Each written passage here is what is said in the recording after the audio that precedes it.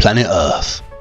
At some point during our short lives, all of us turn inwards and contemplate the nature of the Earth we inhabit.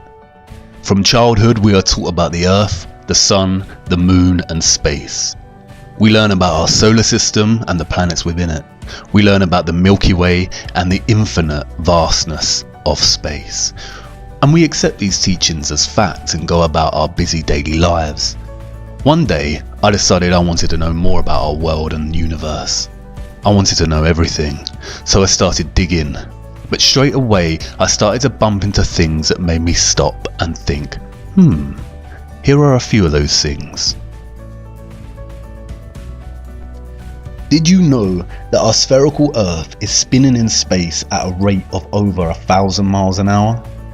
And that the Earth rotates the Sun at over 67,000 miles per hour, causing us to hurtle through the Milky Way galaxy at over 500,000 miles per hour? And all the while the Milky Way is expanding at the speed of light, zooming at roughly 670 million miles per hour. Mind-dazzling, isn't it? And yet not one single human on Earth can actually feel this motion. We can feel the motion on a roller coaster, a train, we get car sickness, and when we fall our entire body feels a rush, but we feel not one aspect of the Earth's daily journey through the cosmos. That's weird. We've all seen images of Earth from space. In 1972, NASA released the first whole image of Earth, as seen from space. Titled The Blue Marble, one can only feel amazement at its perfect spherical shape and feel the immense enormity of the silent nothingness that surrounds our blue marble. But did you know that the blue marble image and every subsequent image of the Earth released by NASA are composite images, developed by computers out of data and finalized in Photoshop? There are no whole images of the Earth as seen from space. Who would have thought? And then there's gravity. Einstein theorized that gravity exists due to the curvature of space that results from a massive object, and it is the force that keeps us all rooted to the Earth.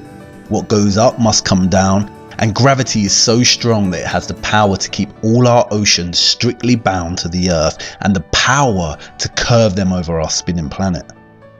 But it is not strong enough, however, to keep the birds from gliding through the skies, to stop feathers floating in the air and balloons rising. I guess gravity's power is a selective one. As I looked into space and physics more, I had more and more questions. And I knew that somebody much smarter than me out there had the answers. But it wasn't just space that fascinated me. I wanted to learn about the biological and geographical nature of our world. And again, as I dived into learning, I found more weird things that puzzled me. It's basic biology that living cells consist primarily of hydrogen and carbon, and water consists primarily of oxygen and hydrogen. But biologists found the strangest of anomalies in the poles of the Earth that even puzzled Soviet biologists. They found an unnatural amount of water frozen in the ice and an unusually high percentage of carbon dioxide in the world's oceans. There is a lot of water, snow and ice on the Earth. Do you know what this anomaly tells us? It tells us of a great worldwide fire in the Earth's history that, biologists have suggested, carried away 99% of the world's biosphere. What really puzzles me is that figure, 99%.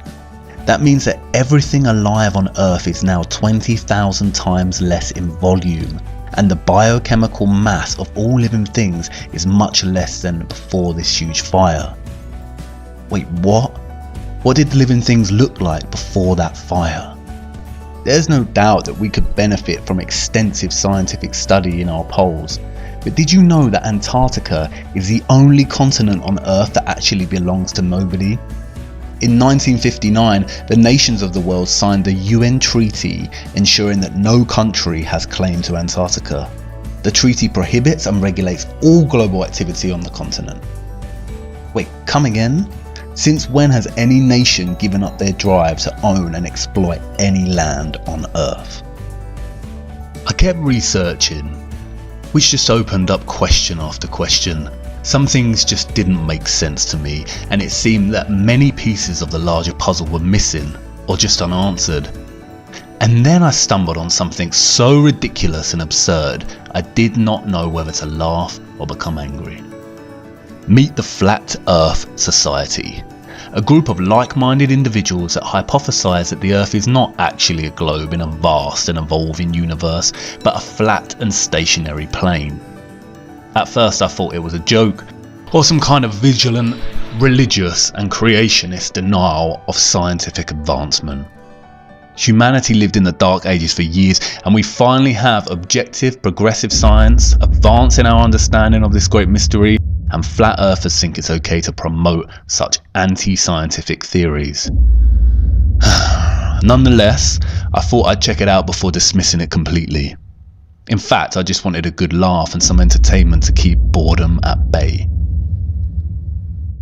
But you see, despite all my skepticism and desire to debunk and ridicule these flat earthers, what I found was nothing short of astonishing. I had finally found something that challenged my scientific understanding of the world, not just with theory, but also strong scientific evidence. I want to share this with you. Come with me, if you will, down this rabbit hole to discover whether our Earth is in fact a flat and stationary plane. I only ask one thing before we begin: keep an open mind until the end of this series and question absolutely everything. I promise you this, at the end you will certainly agree that everything we have been told about our planet is not exactly what it seems. You may even find that your entire perspective on the world has changed, like mine has. And I warn you, this rabbit hole is deep and perhaps at times a little troubling, but we'll take it one step at a time. And hey, who knows, maybe we'll even get to meet Alice on her way to Wonderland. Follow me now to part 2 of What on Earth Happened.